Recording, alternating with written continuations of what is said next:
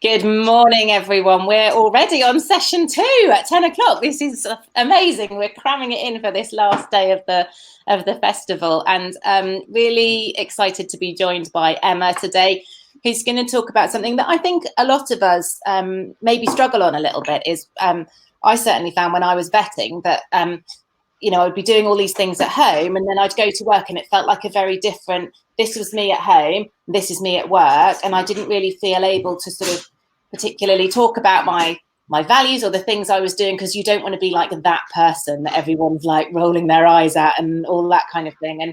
And we didn't even have any recycling at work, and it took me ages to pluck up the courage to go to the practice manager and say, look, can we do why don't we have any recycling? Can we do it? And she was like, of course we can. You go and sort it out, but we can do recycling. So and then everybody was like, why haven't we been doing this for ages? So I think there is a real sort of barrier there as an employee, and then I guess as an employer as well. It's how to bring your team along with you, and how to make sure that sort of everybody's on board and kind of singing from the proverbial same song sheet. So absolutely fascinated to tune into this one with Emma.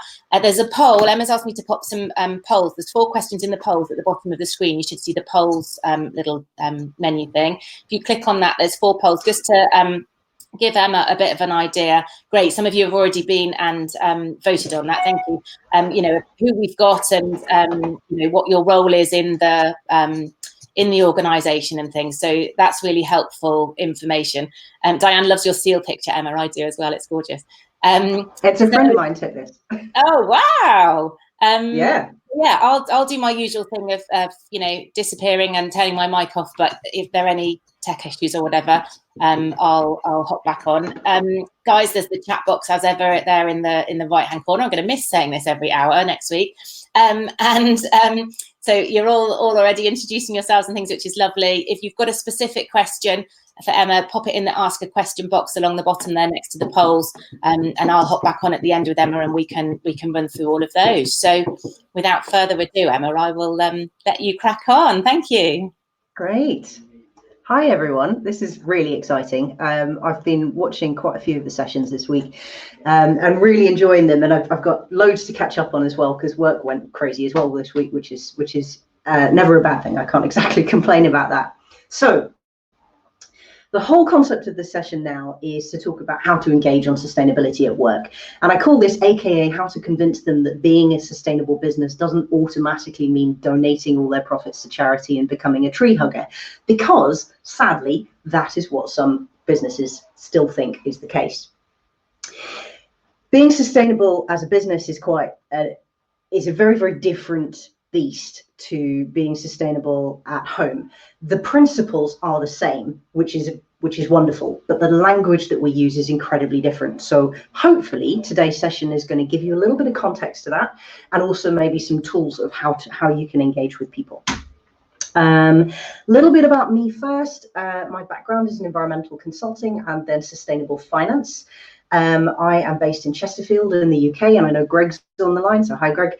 I built Green Arch Consulting to help businesses think differently, how to embed sustainability into the way that they make decisions as a business. I also have another Green Arch person based in Mexico, who has been marooned in Australia for 2 months, so that's interesting. But we have a truly 24-hour service now at Green Arch, because I work during the day and she works while I'm asleep. We work with any size and any sector of business, just to help them think about sustainability in a different way. What is sustainability? I know there's been quite a lot of sessions over the week that have kind of looked to define this concept of sustainability, and it's important for me to do that here as well. So I define sustainability when I talk about business as behavior that can be scaled up, applied consistently, and actually influences the business direction and strategy, and therefore can be clearly communicated internally and externally. Importantly, it balances and promotes positive impacts on people, planet, and profit in the short, medium, and long term. So this is about the DNA of the organization in terms of sustainability. To give you a little bit of an overview of sustainability in business, this is kind of context setting, right? So this will give you an overview of what is happening globally so that we can then get into the details of how to engage it at work.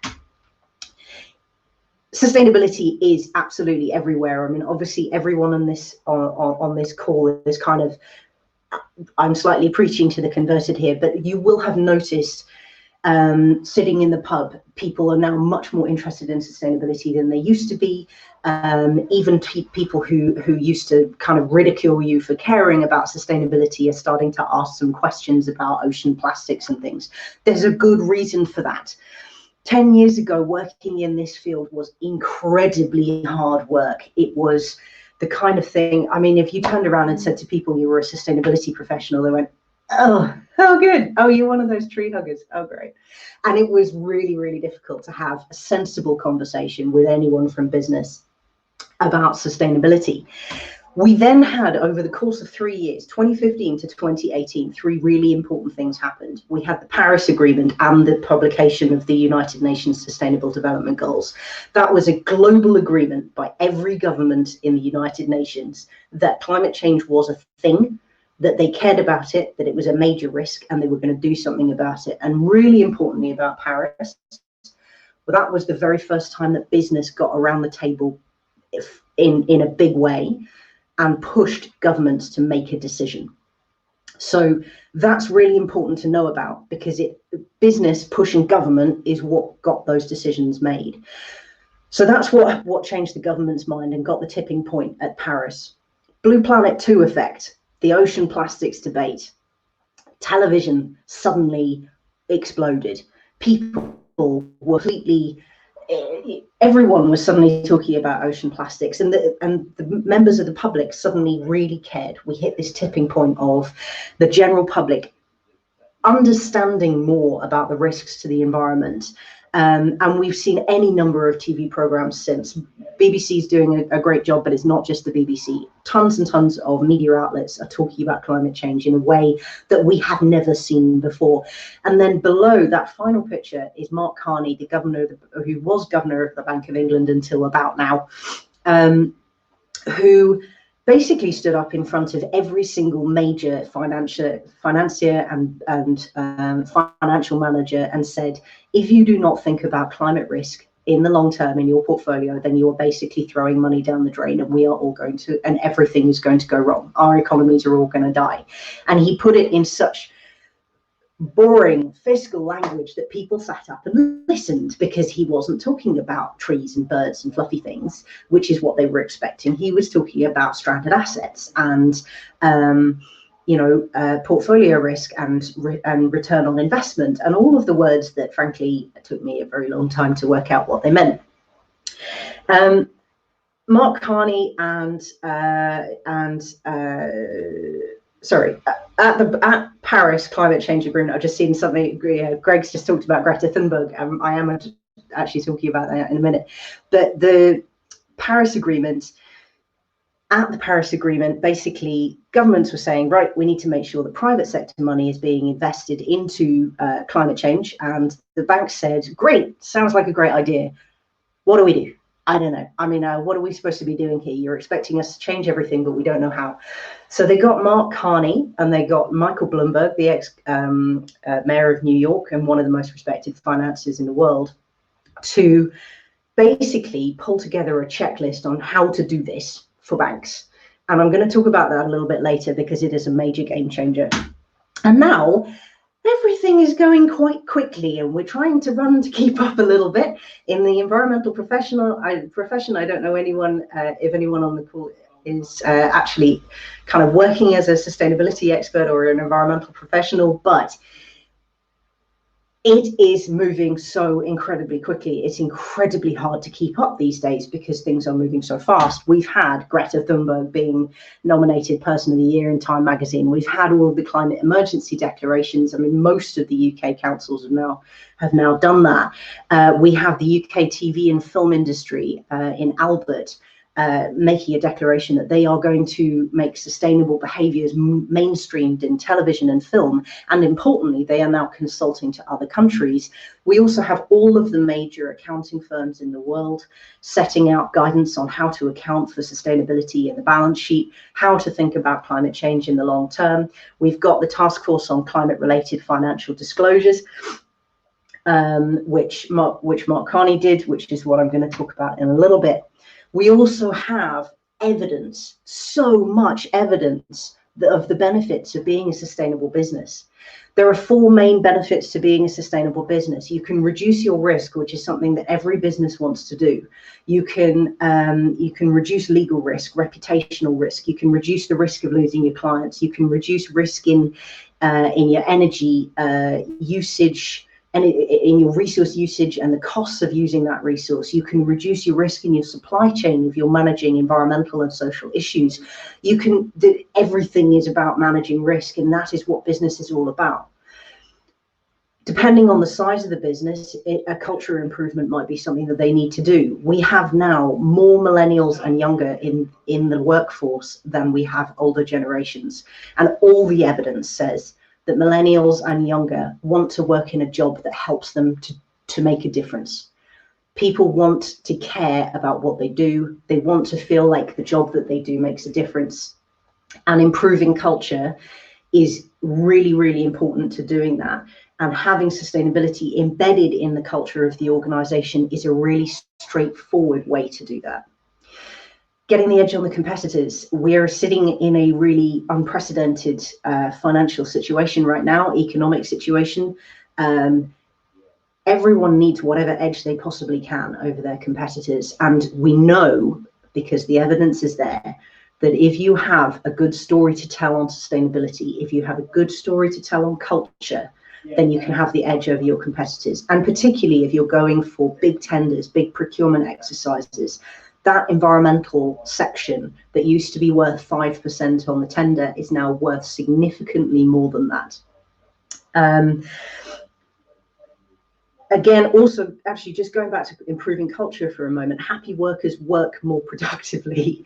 It sounds really simple, but a lot of people don't think about it. So if you want to attract staff, retain talent, and make sure that you've got a productive workforce, then sustainability is a good way to do that. Finally, enhancing the balance sheet. If you're managing environmental and social risk in your supply chain, in the way that you do business, in the way that you're making decisions as a business, and in the way that you operate that business generally, then you are going to improve your profits. You just simply are, because you're thinking about your business more holistically. So these are 4 benefits of being a sustainable business. And this is some of the context that I'm thinking about when we talk about how to engage at work. And then we have the game changer. This is one of, and stupidly, this is one of the most exciting things to happen in business in a really long time when it comes to sustainability. The Task Force on Climate-Related Financial Disclosures, otherwise known as TCFD. Mark Carney and Michael Bloomberg pulled together a set of recommendations for financial institutions on how to think about climate risk in their portfolio. So they have to think about how it is governed, who's in charge of thinking about it. They have to pull together a strategy. They have to think about risk management. They have to think about metrics and targets. The reason this is really important is that over $100 trillion of balance sheets have already reported against TCFD voluntarily. The intention is that TCFD will become a mandatory reporting tool for banks, and that reporting will have to happen in their annual reports next to the financials. So this is a really, really key thing. And the reason it's a key thing is kind of twofold. One being that almost every business has some connection to a bank. You either have money with a bank or you've taken a loan from a bank or whatever. So if your bank is starting to think about TCFD, they might be starting to ask you some different questions about who your business is and what you're doing as a business. But importantly, the big businesses out there, the Unilevers, the Apples, the Googles, and all that kind of stuff, they do have very, very significant ties with banks. And what that means, and with financial institutions, what that means is that anyone that sits anywhere in their supply chain, These are the Tesco's, any of the big organizations, anyone who sits anywhere in their supply chain, or anyone who advises anyone who sits anywhere in their supply chain, will eventually be caught up in the concept of TCFD, which is, how do you think about climate risk in the short, medium, and long term in the way that you do business? That is really, really important. And from this year, it's just going to ramp up more and more and more. So being aware of the existence of TCFD, even if you just work for a really small company or for yourself, is really important. So as a result, climate risk is increasingly dominating things like government discussions, financial discussions, the business media. If you've read the Financial Times anytime recently, it is full of climate change discussions. Supply chain and procurement is a really big deal as well. There are some big buzzwords in the field. Transition risk. How do we transition from business as usual to low carbon economy and low carbon business? That risk of actually getting there in time for a business is actually a big risk, and one that a lot of businesses are not aware of. Adaptation risk, resilience, being resilient to climate change effects.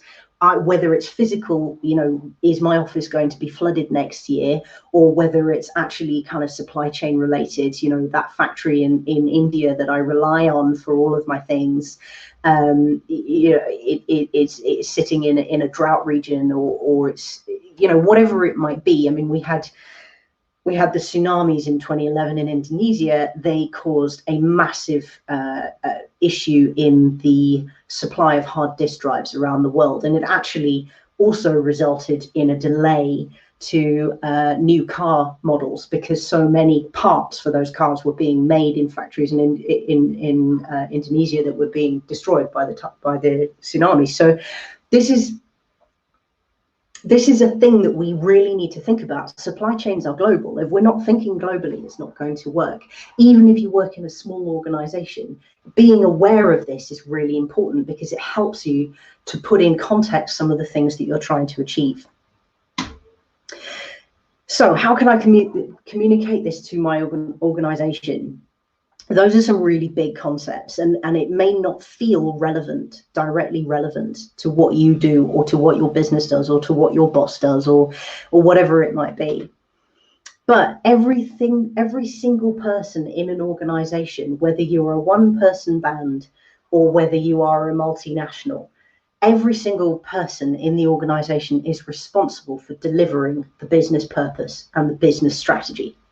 Whatever you do, whether you realize it or not, whether you sit on reception or are the financial director or the CEO or the janitor, you are responsible for helping that business to get to wherever that business wants to go.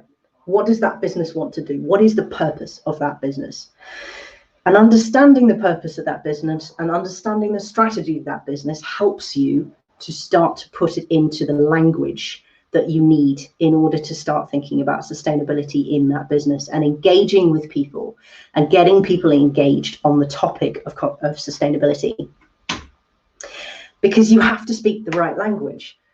Operations and HR might not care about sustainability, or they might not think they care about sustainability, but they do care about health and well-being, probably. Next week is Mental Health Awareness Week. I believe, I think I've got that right.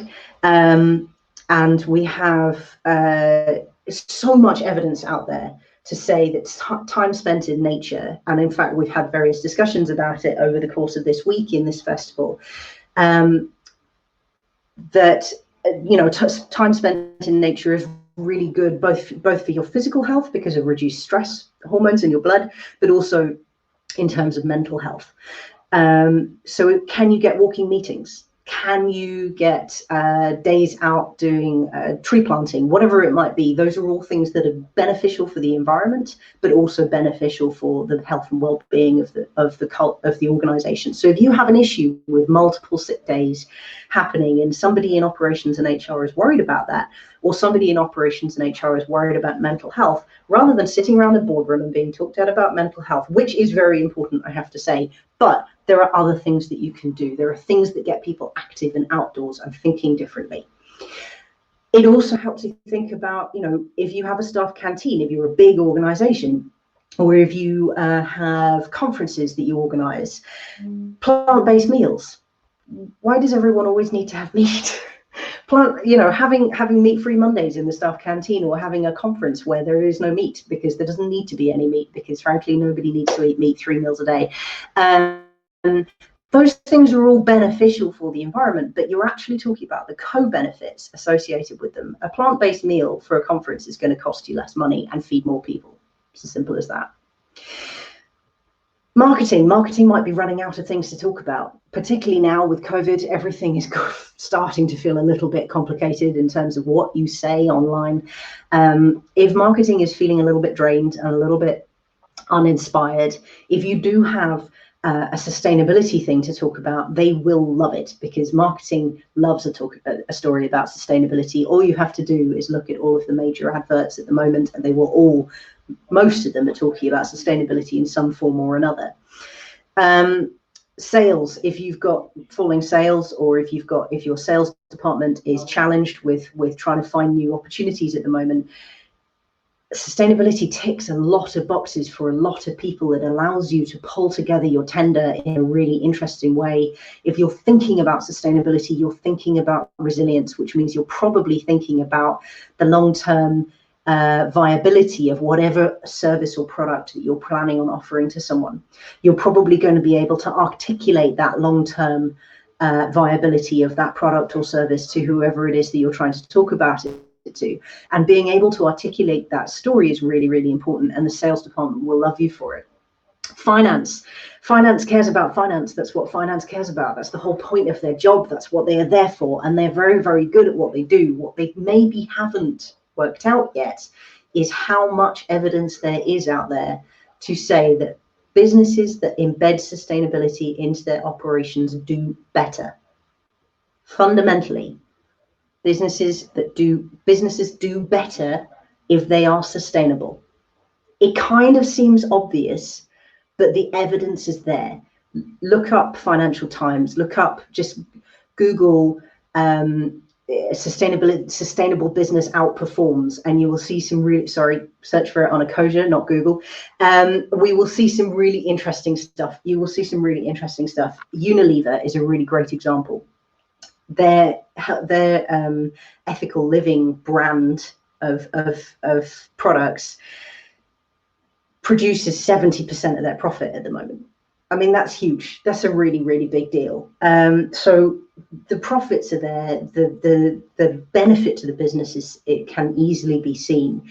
So it's not just about recycling in the office and saving energy and doing those kind of things, although that's important. It is actually fundamentally about the fact that it is good for the business if you think about if you think about sustainability.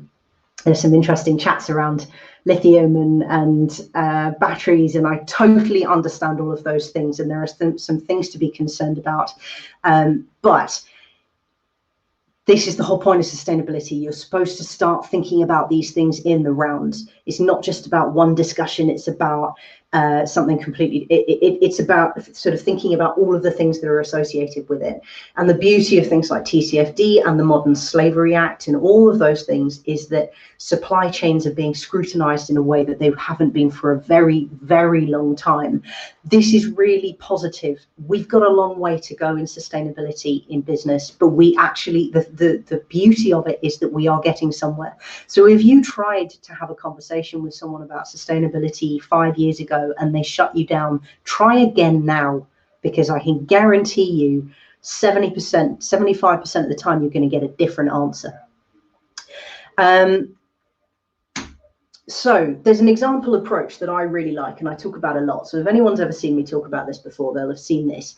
The innocent drinks approach has been to have sustainability champions, green champions, and they've done it based on personality types. So a lot of green champions in an organization tend to be agitators. They tend to be ideas people who have great ideas, but maybe don't have the budget or the authority or the time to back up those ideas and actually do something about them. So then you need to find the rest of the personality types. Activators, who are the people that maybe don't come up with the ideas, but just are really good at getting stuff done. Because they're the people that need to partner with the agitators, right? They'll go, sure, yeah, that sounds like a great idea. Let's go for it. Let's do it. And they can just get it done because they've got the contacts or the budget or the resource or whatever it might be. They just get it done. Protectors, people who are less interested in kind of pushing the bar forward, but are very happy to sit there and help protect the values that you already have. So if you have an environmental policy, they will say, yeah, sure, I'll hold people to account for that. I will be the person that says, no, you can't put that in the recycling bin, or no, you should put that in the recycling bin. You know, those kind of people are really, really important, and they are the people who will uphold your values at all costs. And so they're very important to find in your organization. If you are a one-person band, you have to be all of these people, which is incredibly difficult. And I feel very schizophrenic quite a lot of the time. But, you know, it allows you to kind of really think about the different roles that you need to have thinking about sustainability. And then the ambassadors. The ambassadors are the people who don't have the time to do all of these other things. They're maybe quite senior in the organization. They want to be involved, but they can't sit around in meetings and think about, you know, how we should be recycling, or whether we should be doing a review of our supply chain, or whether we should be rewriting the environmental policy. But they love the sustainability concept. They love the sustainability story, and they will be willing to talk to anyone either within the organization or outside of it about what you do as an organization on sustainability. So those 4 personality types are really, really valuable. It's all available freely on the Innocent Drinks website, so I highly recommend taking a look, because it's just a really great way to articulate the types of things that you can look at. But there are some key things to think about. So no matter what role you have, and I'm just going to have a quick look on this. So we've got lots of people who tell people what to do. I like that. Lots of others. Others. I don't know what others are, but I'm assuming, like, yeah, just write in the comments if you know, if you're an other job. What did I miss? What other things do you do? Lots of people who are somewhere in the middle, and actually sometimes some leadership and management people, which is really great. Then, yeah, lots of small businesses, but we've got some large businesses, which is really good, and some family units. I love that. So project managers, like that. Okay, project managers, great. You've got a lot of responsibility there in terms of that. Technical and research and finance, small pharma. Oh, great, awesome. Really interesting jobs. I like this. What can you control? What do you, as a job in your day-to-day sphere, whether you are in your own family unit or whether you're in a business, whatever your job is, what do you control? I quite often argue that PAs are actually one of the most influential people in the business. If you can get the PAs telling their bosses that they should be taking the train instead of flying, then everything goes completely, like, it's brilliant, because actually bosses listen to PAs way more than a lot of people think. What do you actually control? What do you have control over? What decisions can you make? If you can't make decisions around sustainability, who is it that you can influence, and what language do you need to use to influence them? We have, you might have a situation where your direct line manager actually could influence some of this stuff. So if you manage to convince them that revamping the environmental policy is actually going to be good for business and good for their job, it can then become their idea, and they then become the champion that you weren't even expecting to work with. Again, I talked about HR and finance and all of those people. Who are the people that you have coffee with in the morning, like when you do go to work? Or who are the people that you chat with on instant messenger whilst you're working? Who are the people with your clients who you work with regularly? What problems are they having, and how can sustainability potentially help those problems? It does take a lot of thought. And this is where some of the problems come in, because people don't always have time to do that. But actually, if you are really committed to getting sustainability embedded into your organization or embedded into your clients' organizations, you do need to take that time to think. You do need to take that time to map out, what do you think the biggest risks are to that organization, your organization, their organization, whatever it might be? What are the biggest opportunities out there? Is there a new market they could be targeting if only they thought about sustainability better? Think about those, write them down, jot them down whilst you're having a coffee, trying to get away from your desk for 5 minutes. Whatever it might be, there will be a way in. You just have to work out who are your dragons at the gate, who are the people blocking your progress, and how can you get them on board. Once you get those people on board, I guarantee you your life will get easier, and they will pretty much run away with you at that point. And my last job at the Green Investment Group, we always had a great story that we love to tell. We had one of the investment bankers right at the very start say, I don't know what you guys are cooking up, just don't get in my way of doing deals. And that's the kind of thing that makes your heart sink, because you're sitting there going, no, we're supposed to be working together to do green transition.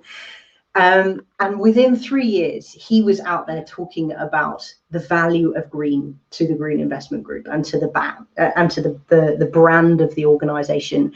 And the reason why it was so valuable is because he had previously been really skeptical about it. And if you get someone who used to be a skeptic who changes their mind, they become almost evangelical about the concept. You'll have noticed it outside of the sustainability field in any number of different people that you know personally or who have interacted with. If they change their minds, they then become an ambassador in their own right. So is there somebody in your organization who you could work on over a period of time, and it's not going to be quick, who, if they change their mind, basically everyone will fall into line behind them? So every single question you think about, whether you're thinking about what can you control, who can you influence, what risks can you see, what opportunities are there, how does that fit in with your business strategy? If you can bring it back to what the business strategy says, or what the business policy says, or what the articles of association say, then you can have a really sensible conversation throughout the organization. So even if you're a small charity, you can then talk about sustainability and the sustainable development goals and how that fits in with what your purpose as a business is. Or if you are a consultant to another business and you can start talking about sustainability, it's another string to your bow. It's another thing that you can offer to your clients that you couldn't before. It's a really valuable thing to be able to do. That's me for now, and I'm quite happy to answer any and all questions because I've gone through this at a rapid rate. This slide basically tells you a whole load of really, really useful websites that I think are worth going to. The TCFD Hub to talk about what the recommendations of the Task Force on Climate-Related Financial Disclosures are. CDSB, Climate Disclosure Standards Board. Really valuable. It's a global organization, tells you all about the kind of things that organizations could be disclosing and should be disclosing. Sustainable development goals, have a look at them. They're an incredibly valuable way of articulating the sustainability story. Financial Times, always look at the Financial Times. It is one of the best mainstream media outlets out there that talks about climate risk in a business language. It's really, really valuable. We Are Albert, the Albert program, take a look. I know Jen said that was talked about on the open mic last night. It's incredible. Game Changers movie. Has anyone seen the Game Changers movie?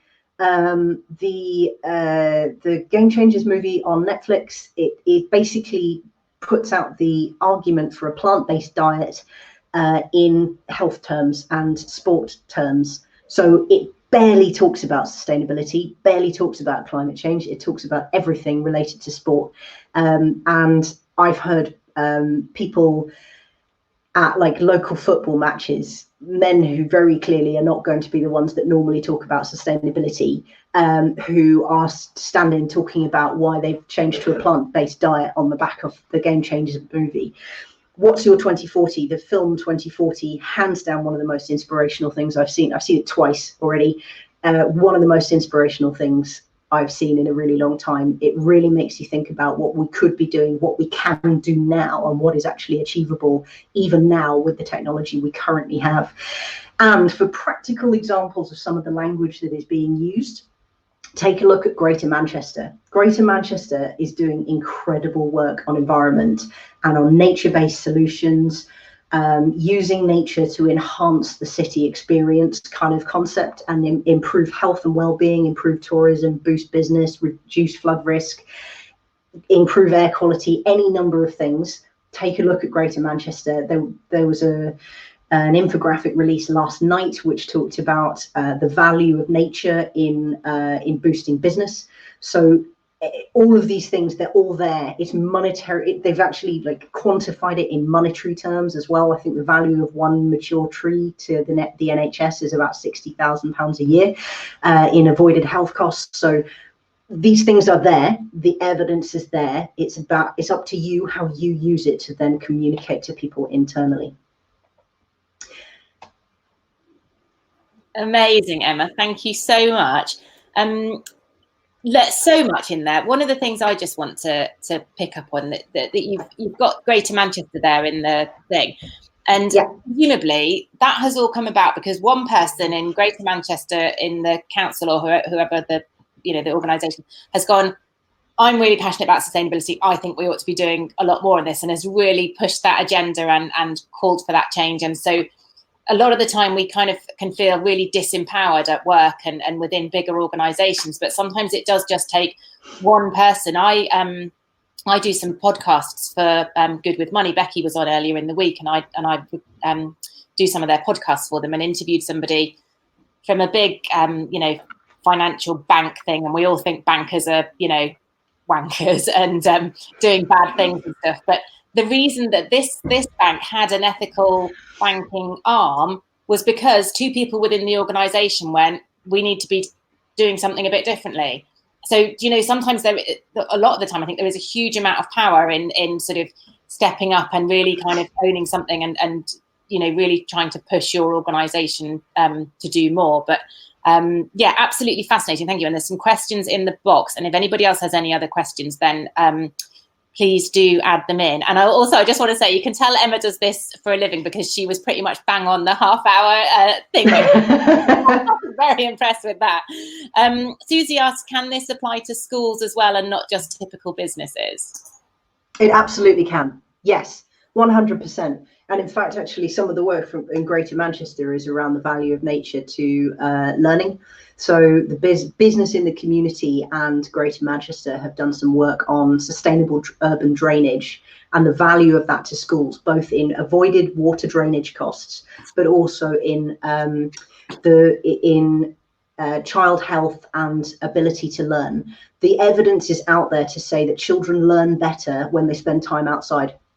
Fundamentally, if they've got views of trees and they spend time outside and they spend time getting dirty in nature, they actually learn better and have better concentration. So the evidence is there. Talk about it, and it's really amazing the work that's being done in schools at the moment actually on this.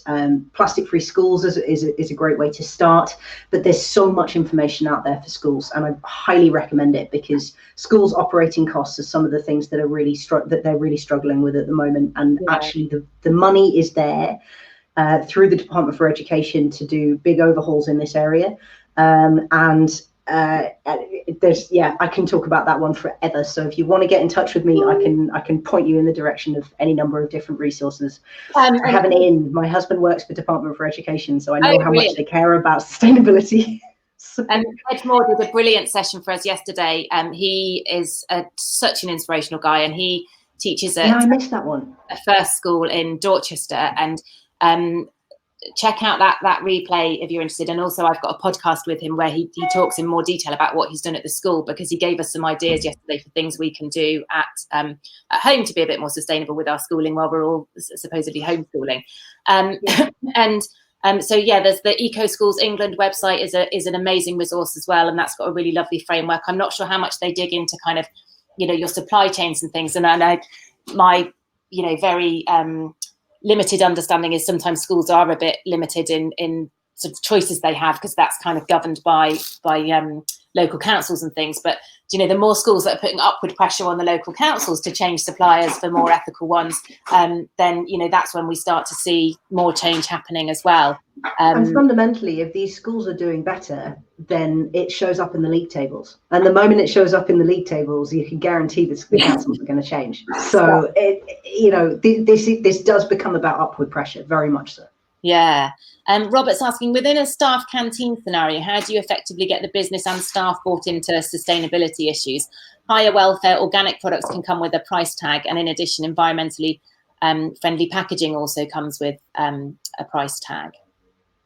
It does, and it can, and it's not an easy conversation to have, and I don't think there's a quick answer. However, I think if you start talking about health, it then becomes much more interesting. Staff canteens are not about sustainability as such. They're about feeding people quickly and as cheaply as possible. But there are incredibly easy ways to make a very cheap vegetarian meal, for example. So if you start, it's normal for us to have Fish Fridays, right? That's like a national thing that we're used to having. But Meat-Free Mondays, there's a big campaign about Meat-Free Mondays, and started by the McCartney family, I think.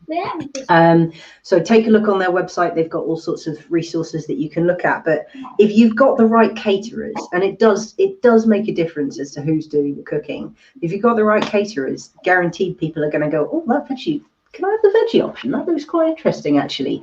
And then actually, even if it's a case of changing the menu so that the veggie option's at the top instead of at the bottom, people often choose what they see first. So if you have the veggie option at the top, you might get more people choosing it.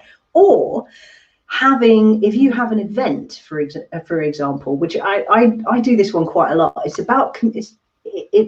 about how you communicate to people. So instead of asking people to tick a box saying they're vegetarian or vegan, have a plant-based menu and tell people to tick a box if they have to have meat. It's like because actually most organ donor system, isn't it? Opt in or opt out. Yeah, it's opt in or opt out. Switch the onus to the people who actively choose to behave unsustainably, or for whatever health reason they have to have meat in their diet. I don't know what health reason that might be, but I'm sure there probably is one, right? So for a conference, you're probably doing one meal. If people absolutely have to have meat, they can eat meat for a different meal. Or if they have to have something else, that they can eat that for a different meal. But if they want to opt in, then that's fine. So if you change the language that you're using, so even at things like transport, if you're telling people how to get to your office, almost everyone puts the car option at the top and talks about how much parking you've got. Talk about car at the bottom.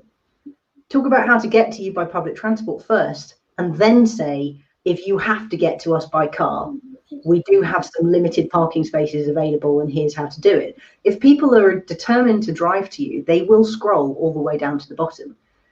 Whereas if you just make it easier for people to find the information on how to behave more sustainably, you will find that people act differently just because it's easier for them. Yeah, and on the catering point as well, this was mentioned yesterday in one of the sessions. To just automatically make all your sort of any events sort of plant-based. But in Greater Manchester, I know there's an amazing lady, and I would encourage you to look her up, called Corinne Bell. Open Kitchen Manchester. Oh my goodness, she's just phenomenal. And there are organisations like that who will come and cater for your event using waste food that would otherwise have gone to landfill. So if you can find someone like that to come and do it. The other thing about event sort of food as well is you can get in touch with Olio. We've mentioned them several times this week. And they have food waste heroes, and if you've got food left after an event, because we probably tend to over cater because we don't want people left being hungry, you can get in touch with one of their food waste heroes, and they will come and collect that food and distribute it so that it doesn't go to waste as well. So loads of really simple things that you can do. A brilliant question here is about B Corps. Can you just talk a little bit about this is from Beth. Can you tell us a little, because B Corp's quite big in America, isn't it? But it's sort of slowly gaining traction over here. Do you know people sign up to it?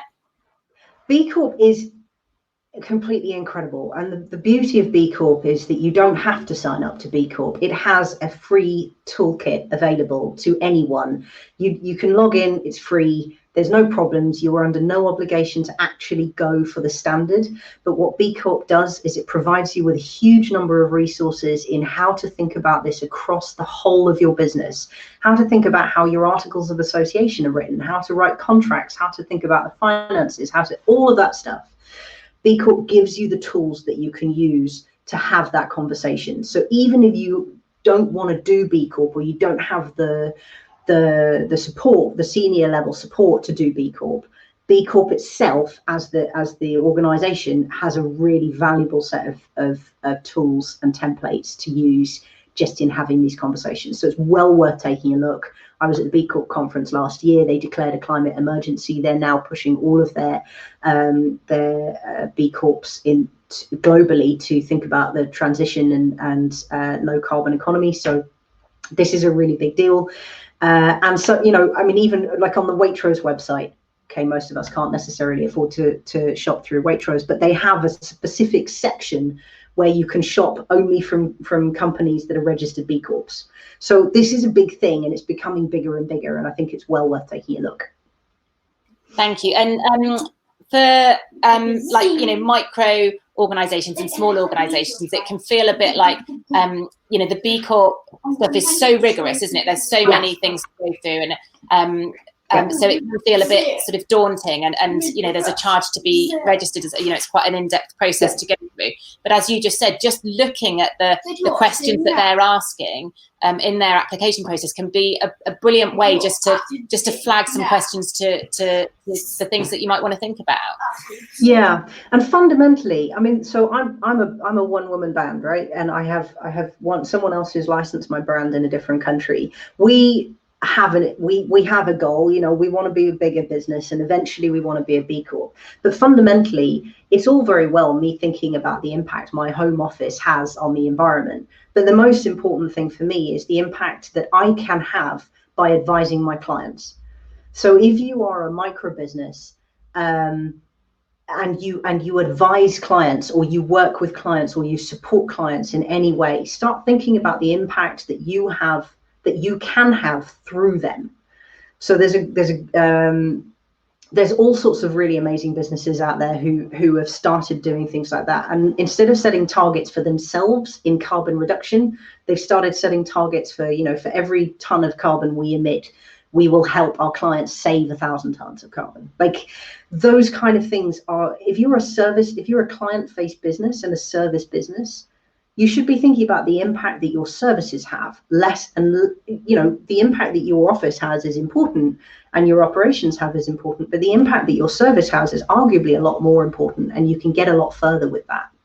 Yeah, and you know, as businesses, we can put pressure up on our suppliers for them to be changing, and as you said, on our customers as well. I was speaking to someone earlier in the week, and he was saying he's got a lot more selective about the clients he takes on. You know, he asks a lot more questions as to their sort of sustainability, and actively will seek out those that have that sustainability. Right, I think one more question. How do you think things on sustainability will change going forwards with COVID-19, more people working from home and less office working, etc.? That's the $1 million question, really, isn't it? I would love to believe that we are going to be able to build back better. There's an amazing hashtag at the moment on Build Back Better. If we do end up working from home, I mean, Twitter announced yesterday that they're not going to allow all of their staff to work from home permanently if they choose to do so. If people are working from home, that means that patterns of behavior are going to change. How often you use the car completely changes, for example, because you may not need to drive to work anymore. You have so then you have things like car sharing opportunities become really quite interesting, because people aren't trying to use the cars all at the same time. What that also means, though, is that if you're a local attraction and you're used to people only coming at weekends, you might actually start seeing on long summer's evenings, you might start seeing people come to you at sort of 5-6 o'clock in the evening. So can you open a little bit later and allow locals to just come after work, when previously they couldn't, because they were stuck on the M25 getting home, or they were stuck on a train platform trying to wait for whatever great Northern Rail train decided to actually turn up. If people's behavior patterns are changing, how is your business able to change with that? How can you support this whole new world that we are currently living in? And we're going to be living in this for quite a long time. So even though we've got discussions around slowly reopening the economy, we've still got several months of this anyway. So if you can already change the way that your business operates to accommodate that, then there won't be any reason to go back at the end. I love the dancing in the background. That's great. Yeah, there won't be, you won't see any reason to go back at the end, because actually you've got into the new normal, you've got into your new habits, and those new habits are going to be really important. Sorry for the distractions there. And if you saw me speaking, it was because my kids were trying to get some biscuits out of a tin and like banging it. But I was unmuted. Right, one final question to rattle through. Are there any words, phrases, or language that you avoid when trying to engage with people? The kind of stuff that instantly puts people off and puts barriers up, or sends the audience into a coma? That's a really good question, Joanne. Or sends the audience into a coma. Well, hopefully I haven't sent everyone in this audience into a coma, but sometimes anything that goes into bashing the organization and telling them that they're not doing it right. I mean, we know they're not doing it right, let's face it. But if you say those words, you're going to get a hostile reaction, whatever happens, because the people who run that business are proud of that business. And you need to remember that when you're having that conversation. So it's not about you need to change your business because your business is terrible. It's about your business is great. We love your business. How can we make it better? And so, you know, and if you work in that business, if you're trying to engage with your colleagues, this business is great. I love working here. How can I make it so that I want to work here forever? How can we make it so that graduates want to stay forever? It's those discussions. Positivity is such a hugely important thing when you're having these conversations. We heard about Project Drawdown earlier in the week, and the practical solutions-based examples over there are really, really good. So don't go to your manager and say, I think we have a problem. Go to your manager and say, I've noticed this and I think there's a solution to this. It completely changes the way people will react and respond to the way that you're having the conversation. It's that old adage, isn't it? Don't come to me with problems, come to me with solutions. Yes.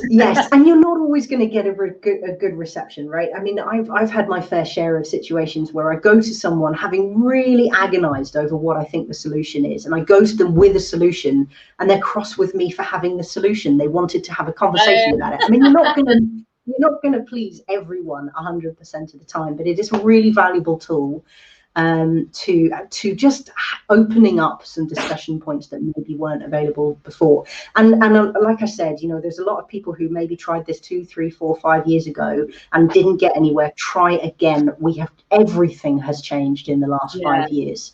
Yeah. But I mean, I've got various blog articles on my website, which I have not updated in a really long time. But I mean, who has time for that these days? And I'm always happy to answer questions. So just get in touch. If you've got a work-specific question, get in touch. We can always have a conversation, because I talk about this stuff in my sleep, apparently. Oh, I expect I have been this week as well. Contact details are there on that slide.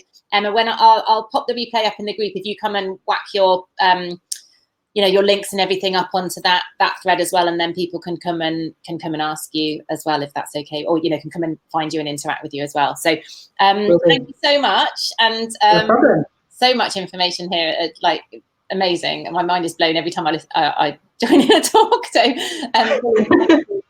guys, we are on with Erin all the way from Australia at 11 o'clock. If you want to learn a little bit about modern mending and visible mending, and just Erin and I having a general chinwag and a giggle, so come and join in with that. And I will catch you later. Thank you so much, Emma.